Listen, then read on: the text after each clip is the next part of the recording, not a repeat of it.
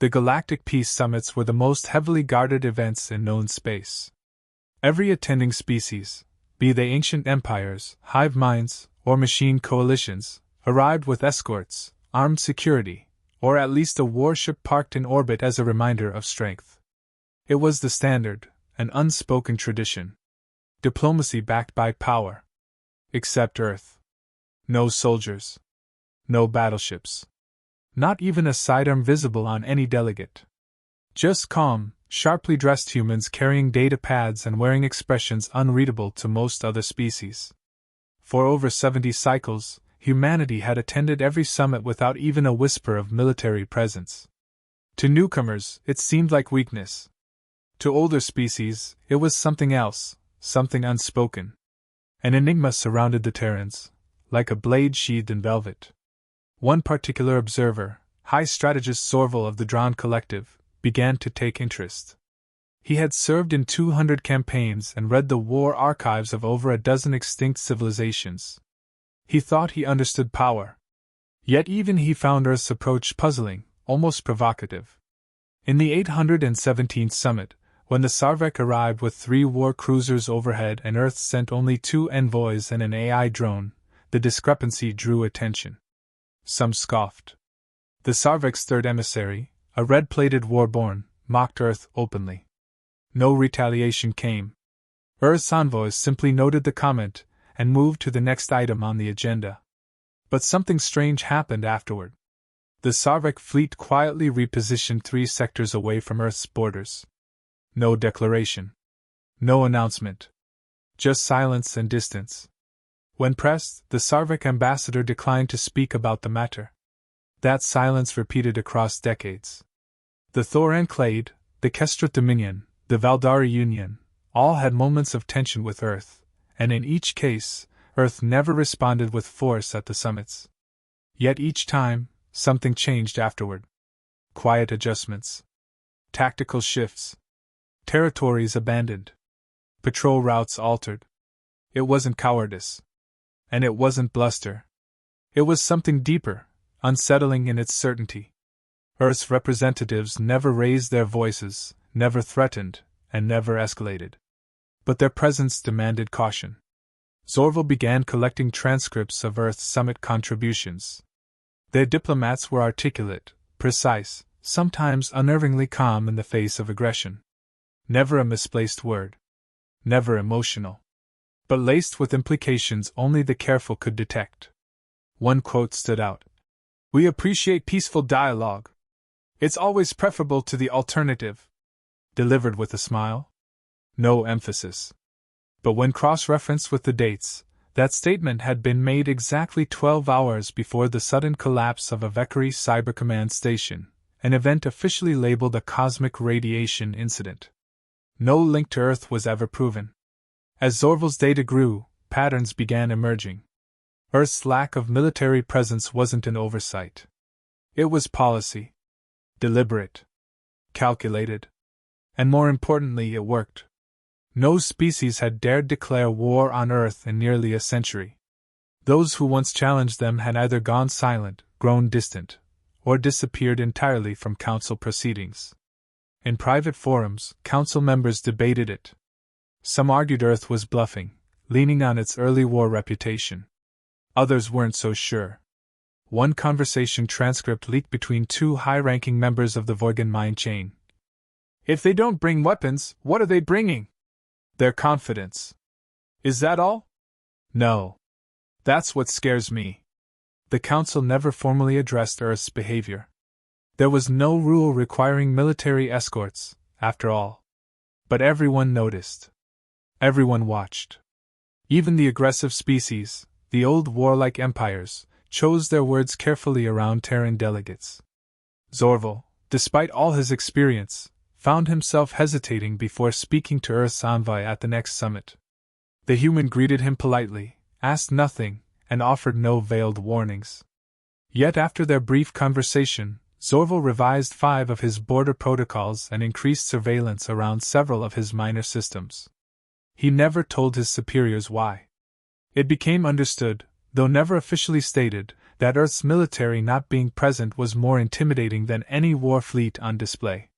Because everyone knew Earth had won. Everyone knew what had happened during the early contact wars. And everyone understood, if Earth ever did send their military to a peace summit, it would not be for diplomacy. It would be because diplomacy had failed. They called it the Virex conflict, but that title came later. In the beginning, it wasn't a war. It was an extermination attempt. The Virex Empire encountered Earth's early exploratory fleet near the edges of what humans called the Perseus Arm. At the time, humanity had only recently mastered faster-than-light travel and hadn't even joined the Galactic Council. The Virex saw a resource-rich system occupied by what they believed to be an undeveloped, soft species. They assumed it would be a swift annexation, another minor conquest to feed their expanding industrial war machine. Their first move was immediate and brutal. A Virex destroyer entered Earth's system, disabled orbital satellites, and launched atmospheric EMP drones over several major cities. Civilian networks crashed. Communications faltered. No formal declaration was made. The Virex doctrine didn't require one. They broadcast a single message: surrender your world. Assimilation is mercy. Humanity didn't reply. In less than 48 hours, Earth responded with coordinated strikes on Virex forward operating bases in 3 different star systems. Not warnings. Not deterrence. Surgical annihilation. Observation posts, fuel depots, and supply lines vanished under kinetic bombardment. The speed of the retaliation stunned the Council, which was monitoring the conflict but chose not to intervene.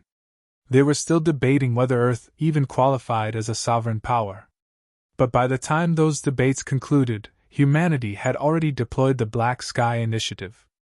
The Virex had anticipated resistance. What they didn't expect was precision. Human forces didn't charge into battlefields. They dismantled them. Communications between Virex fleets began to fail. Their encrypted channels were hijacked, flooded with false orders and corrupted telemetry. Drones appeared where they shouldn't have been. Orbital arrays collapsed without warning. Virex ships reported encountering ghost fleets, entire squadrons of Terran vessels that registered no heat signatures, no propulsion, just silent, deliberate movement. Panic set in. In one infamous encounter, a Virex battle group attempted to bombard a human colony. Midway through descent, their weapons systems locked up. Shields flickered. Engines shut down. Before they could course correct, the entire fleet plummeted into the planet's ocean. No missiles. No counterfire. Just quiet technological domination. That planet, still uncolonized due to psychological contamination from the incident, remains quarantined to this day. Interrogation of captured Virex officers revealed something even more disturbing. Human soldiers didn't seek victory. They sought finality. They neutralized, isolated, and then erased infrastructure. When given the option to disable, they destroyed. When asked to negotiate, they ignored. They didn't occupy. They didn't salvage. They didn't gloat. They erased. The Council was forced to intervene. The Virex, now desperate, requested diplomatic mediation. Earth didn't send generals. They sent one delegate. No escort. No armament. The summit lasted less than an hour. No transcripts were released. What followed was the full, unconditional surrender of the Virex Empire. Observers were stunned. Some assumed the Virex leadership had been compromised. Others believed Earth had deployed some unknown bioweapon. But the truth was simpler and more terrifying. The Virex understood they were facing an opponent with no political appetite for conquest, no interest in territory, and no need to negotiate. Humanity fought wars to ensure they never needed to fight again. A single quote from a Virex admiral, captured in an unguarded moment, circulated quietly within intelligence circles. "We thought they were primitive. We were wrong. They are what comes after civilization." After the conflict, Earth received immediate invitations from the Council. No formal vote. No deliberation. They were added to the galactic roster not out of welcome, but out of necessity. It was no longer about inclusion. It was containment. Humanity accepted with grace. Their delegates expressed gratitude, advocated cooperation, and pledged peace. But none of the council races forgot. The Virex Empire, once dominant, now served as a cautionary tale. Entire systems lost. Civilizations destabilized. All in response to a single provocation. And Earth never once used its full force. It was then the Council learned what war meant to humans. Not a contest. Not a strategic exercise. War, to them, was a permanent solution. A last resort they had already perfected. Earth never declared its military absence at the summits as policy. There was no formal doctrine, no proud statement. They simply continued to arrive without armed personnel, while other species paraded their elite guard or positioned orbital destroyers above diplomatic venues. Over time, what began as curiosity shifted into quiet anxiety. The silence surrounding Earth's military wasn't interpreted as humility, it was understood as intent. Within classified Galactic Council documents, simulations were routinely run to estimate military readiness across civilizations. Earth's metrics always skewed projections. In scenarios where multi-species coalitions opposed Terran forces, the results were consistent: human victory within half a cycle, often with minimal losses. These results weren't published. They were locked behind top clearance encryptions. Council officials didn't fear Earth's strength, they feared that humans had no interest in proving it. A statement from a senior intelligence analyst circulated through restricted channels. Earth doesn't posture because it doesn't need permission. That line followed a confrontation between the Kernak triumvirate and Earth's delegates during the 832nd summit. The Kernak demanded access to Terran subspace trade routes and issued an ultimatum. Earth's response was unassuming: no threats, no protest. The diplomats simply said, "We will consider the matter," and adjourned early. 3 days later, a Kernak outer colony lost all external communications. Power grids failed. Satellites went offline. Internal life support continued, but their data systems were wiped clean. Investigation teams found no trace of infiltration, no wreckage, no orbital activity. The cause was labeled as a solar anomaly. The Kernak never followed up on their demands. This was Earth's pattern. When challenged, they didn't escalate, they disappeared. Pressure was met with stillness. When other species rattled sabers, humans offered smiles and revised trade terms. But the results always ended in silence. Territories once contested became vacant. Fleets that postured against Earth eventually withdrew. Publicly, there was no conflict. But the outcomes were clear. Even more disturbing was how Earth's influence grew without direct involvement. Trade routes adjusted in their favor. Minor species aligned diplomatically with Terran blocs despite no incentives. Council votes began to lean toward human-supported initiatives, even when opposed by legacy powers. Earth never lobbied. They rarely spoke during high-order debates. Yet their presence tilted the room.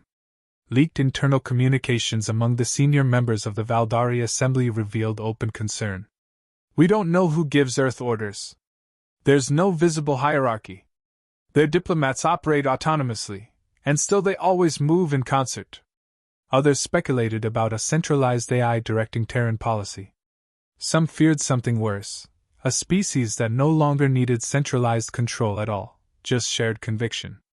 Behind closed doors, attempts were made to provoke transparency. Surveillance ships were dispatched near Earth's restricted sectors. Diplomatic requests for fleet demonstrations were submitted under the guise of joint exercises. All met with polite rejection.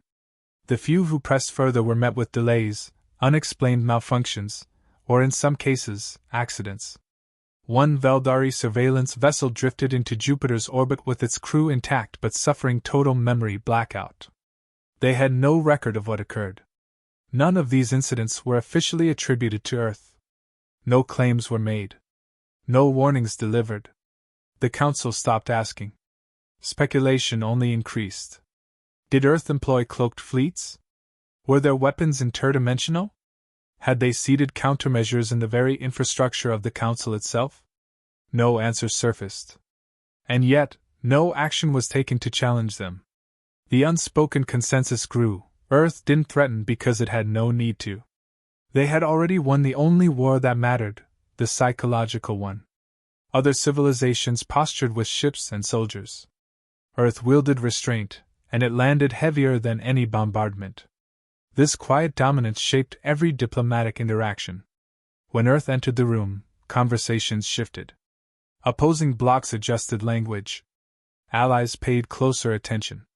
Not because humans demanded it, but because history had proven that Earth didn't ask twice. Or at all. Their diplomats were always measured, always composed. And behind them was the memory of a single truth that the galaxy learned too late: when Earth stops talking, consequences follow. Over time, whispers turned into doctrine. Young diplomats across the galaxy were trained with an unofficial but critical guideline: never provoke the Terrans. Not because of any formal threat, Earth never issued one, but because the galaxy had learned what followed disrespect. The most dangerous thing about Earth wasn't its technology or fleet capacity.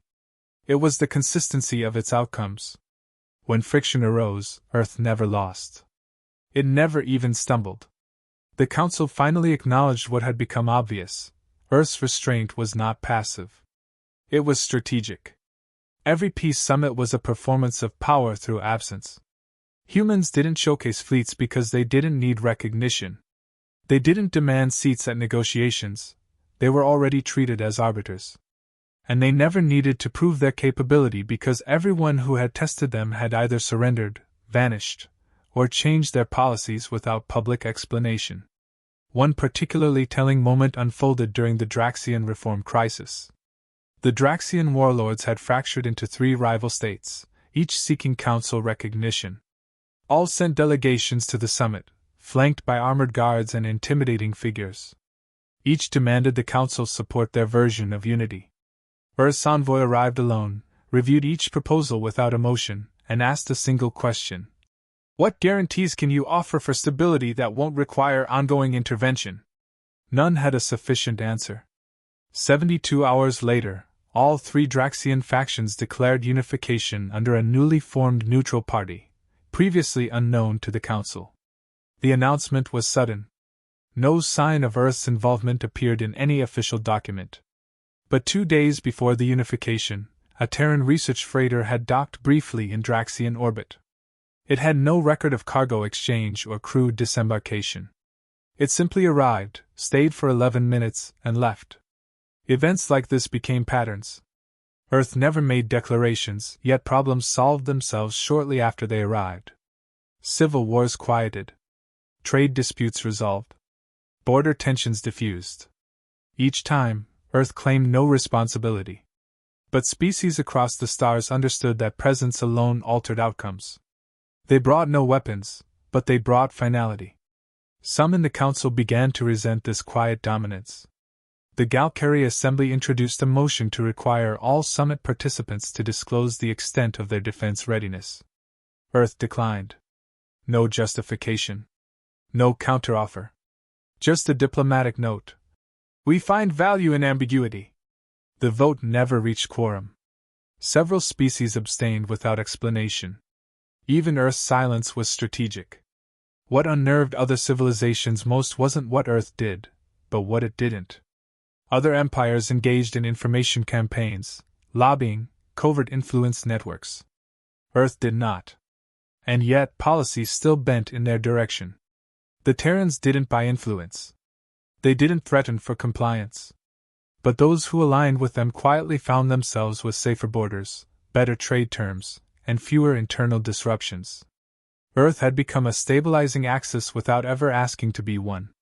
Rumors swirled about something deeper. Some believed Earth had evolved beyond traditional warfare. Others theorized they had predictive systems that made conflict obsolete, tools to model outcomes decades in advance. Some whispered of deep silence, a supposed branch of Terran intelligence that operated entirely off-record, never acknowledged, never seen. But no evidence ever surfaced. That made it worse. Fear of the unknown shaped more policy than open confrontation ever could. What cemented Earth's position was its refusal to explain itself. The Council couldn't analyze what wasn't stated. No doctrine. No manifestos. Just actions, always minimal, always effective. The galaxy became conditioned to fill in the blanks, and the blanks were terrifying. A former advisor to the Elven Syndicate summed it up best during a closed-session debrief.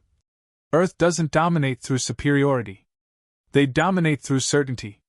When they act, they are never unsure. And when they don't act, it's because they already accounted for the outcome. This unshakable perception became the foundation of Terran influence. They didn't arrive with fleets because they didn't need to show force.